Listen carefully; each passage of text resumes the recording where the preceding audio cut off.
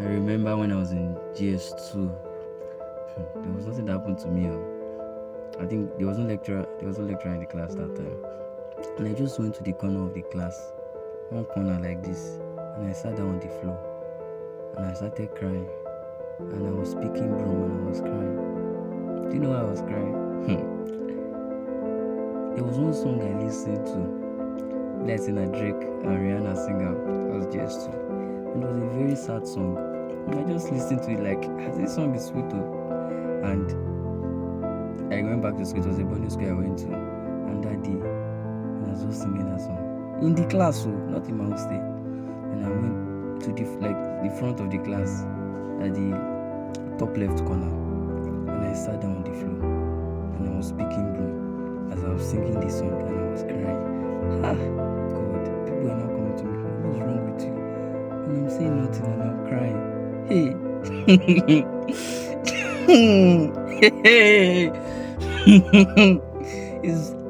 It's very funny, but at the same time, it's not funny. Like how me just listening to that song stored a deposit in my heart, and when I did not even know, I was crying because of a song that I listened to after maybe days or even months. And don't let me use even the word. And I was depressed for that day because of that song that I listened to. See, let me tell you something. God is not telling you to stop watching some movies and stop watching and listening to some songs because He does not like you.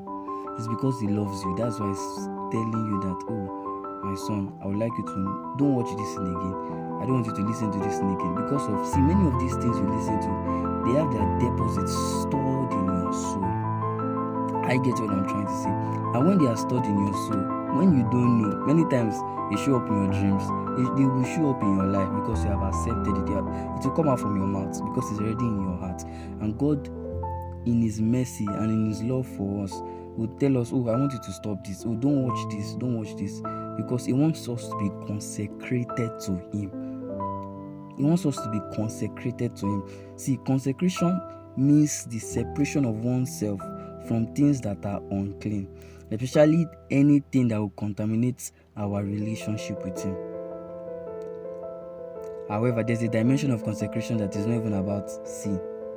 This one is the heart. It's a heart matter.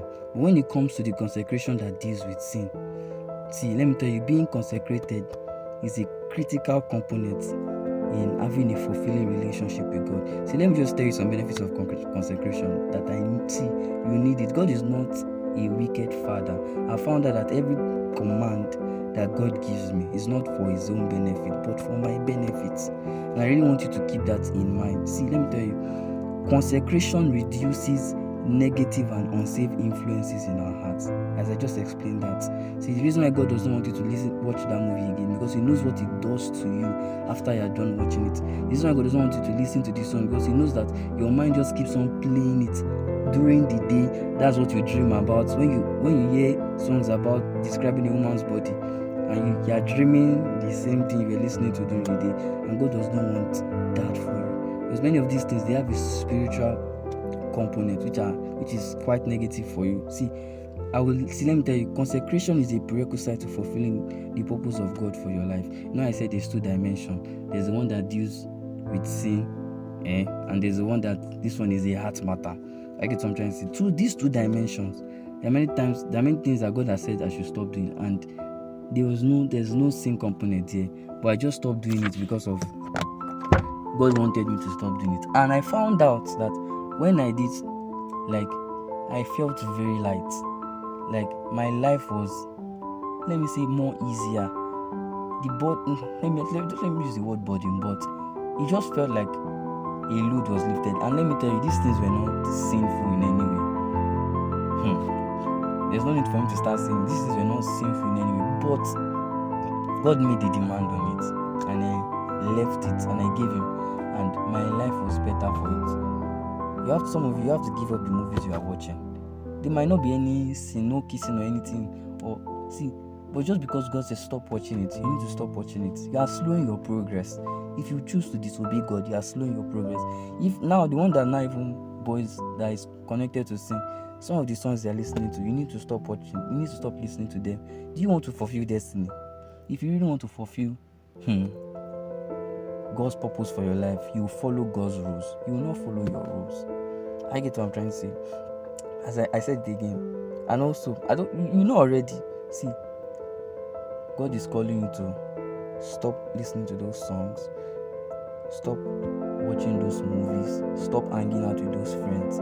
See, it might not be easy, but that is what God is requiring of you this season. They might not be, see, you don't need too much explanation. You might not even know the reason why you have obeyed Him. So first obey. I get what I'm trying to say. First obey, and you'll be glad that you did. You'll be glad that you obeyed God, because if you really want to fulfill destiny, you must follow His rules and His plans. And I pray that God will give you strength to let go of what He has called you to let go. And God will give you strength to hold on to the things He has told you to hold on to. God strengthens you with His power and His might. And I pray you are connected to the friend that you need to be connected